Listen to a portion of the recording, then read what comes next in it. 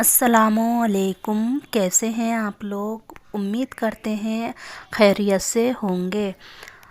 اگر میرے چینل پہ آپ لوگ پہلی بار آئے ہیں تو میرے چینل کو سبسکرائب کر لیں اور ویڈیو کو لائک کریں، فیملی اور فرینڈ کے ساتھ ضرور شیئر کریں۔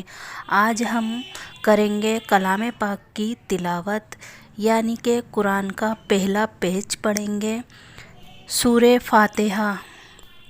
اسے پڑھنے سے کافی برکت آتی ہے گھر میں، اور اس کی کافی ساری فضیلتیں ہیں۔ اس کی روز تلاوت کی جائے تو رزق میں کبھی تنگی نہیں ہوتی ہے۔ چلیے پھر پڑھنا شروع کرتے ہیں۔